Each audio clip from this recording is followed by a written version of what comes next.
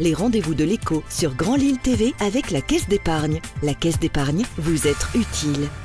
Bonjour à toutes et à tous, bienvenue sur votre chaîne d'information régionale avec notre invité pendant les 7 prochaines minutes, Patrick Lambert. Bonjour. Bonjour. Vous êtes le directeur général de la CUD, la communauté urbaine de Dunkerque. Vous allez nous parler de la labellisation du Dunkerquois. Il y a peu, en mi-septembre, par l'État, un territoire d'innovation. Ça engendre une dotation de 37,5 millions d'euros pour divers projets, divers objectifs d'ici l'horizon 2030. On va dérouler tout cela ensemble durant les 7 prochaines minutes déjà. Vous pourriez nous définir un peu ce qu'est ce label territoire d'innovation ? Oui, bien sûr. Bonjour à tous. Donc, il s'agit d'une démarche qui est lancée par l'État. Ça fait déjà 2 années que nous sommes sur cette démarche. L'État a fait un appel à projets sur les territoires français pour connaître les territoires les plus innovants de France. Il y avait plus d'une centaine de territoires candidats à l'origine et on s'est retrouvé mi-septembre parmi la vingtaine qui ont été sélectionnés et reconnus, donc les territoires très innovants. Alors c'est votre moment de promotion, pourquoi le Dunkerquois a été sélectionné ? Alors bon, d'abord, c'est le plaisir d'avoir ce label, mais derrière ça, effectivement, comme vous l'avez dit, il y a des moyens financiers.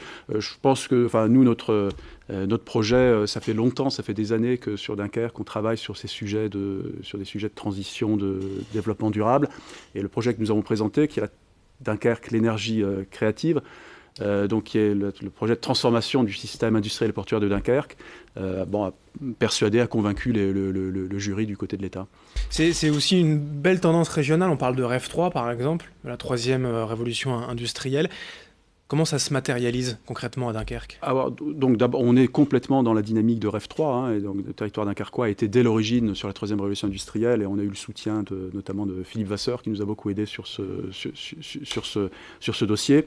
L'idée, c'est de prévoir, d'imaginer le complexe industriel du XXIe siècle, d'avoir une industrie qui soit la plus cohérente possible en termes énergétiques, en termes la moins polluante possible, et tout ça bien sûr avec les citoyens et en accord avec le territoire. Cela n'englobe pas uniquement le port, c'est vraiment toutes les industries que l'on peut aujourd'hui voir autour de Dunkerque, terminal méthanier et autres. Alors, c'est vrai que ce projet-là, nous avons fédéré 70 partenaires, le port bien sûr, des industries, le monde académique, des collectivités. Ça concerne les industries qui sont sur le port et autour, mais vous savez qu'à Dunkerque, les industries sont très attachées. C'est un complexe portuaire qui fonctionne donc, depuis pas mal de temps. On est très tourné vers cette activité, bien sûr. La sidérurgie également ? Alors, les ArcelorMittal, donc le sidérurgie, les hauts fourneaux, sont un des partenaires importants, et notamment avec une action très, très, très spectaculaire qui permettra de réduire les émissions de CO2, qui est un des sujets, bien sûr, pour la sidérurgie, un des sujets de compétitivité pour eux, mais bien au-delà de ça, un sujet de santé publique et un sujet de devenir écologique. Je le disais en introduction, la finalité, globalement, c'est une dotation de l'État de 37,5 millions d'euros. À quoi va être employé cet argent ? Alors cet argent, il y a une partie qui est en subvention à des projets, une partie qui est en prise de participation en capital à des projets. Cet argent va nous permettre d'accélérer un certain nombre de projets sur le territoire, des projets de nature très diverses, mais tournant toujours autour de cette transformation de l'industrie locale, de l'économie locale, vers une industrie moins polluante, vers une industrie plus respectueuse, et notamment en termes Il y a des objectifs, ça voilà, c'est tout à fait louable, évidemment améliorer la qualité de l'air, mais on a des objectifs en chiffres peut-être plus concrets. Nous nous sommes fixés une ambition extrêmement forte, que dans 10 ans, il n'y ait plus de jours d'alerte de pollution atmosphérique à Dunkerque. C'est quand même, on a mis la barre haute, mais ça fait partie aussi du signal qu'on veut donner à la population par rapport à ça.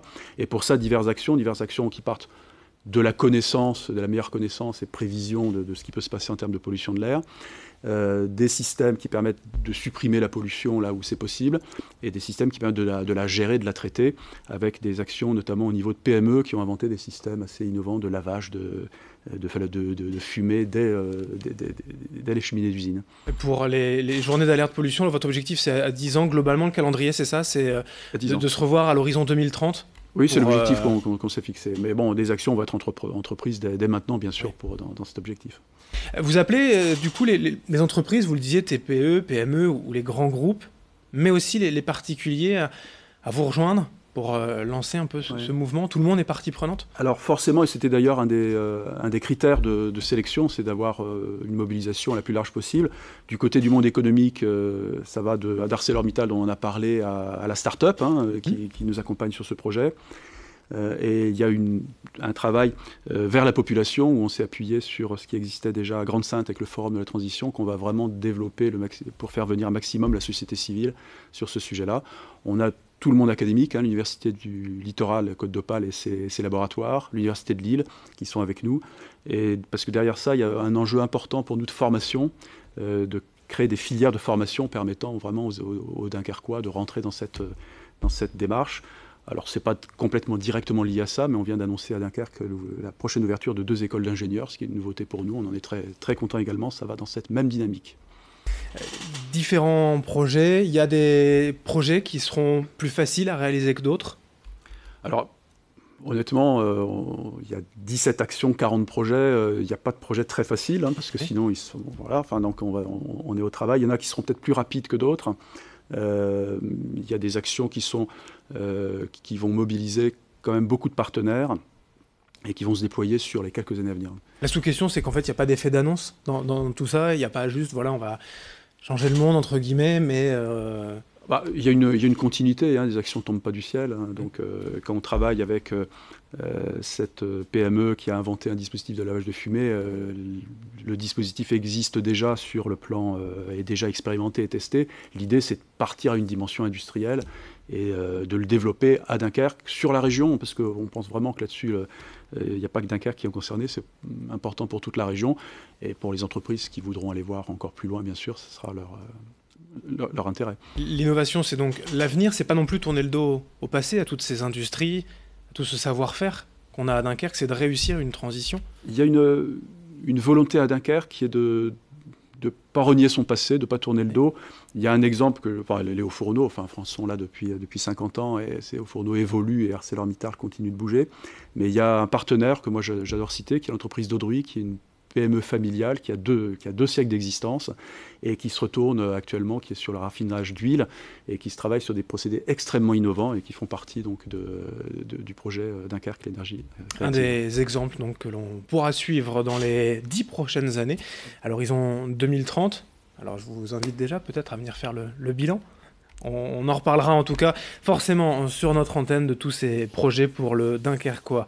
Labellisé Territoire d'innovation. Merci Patrick Lambert, directeur général de l'ACUD, d'être venu aujourd'hui sur notre plateau. Merci.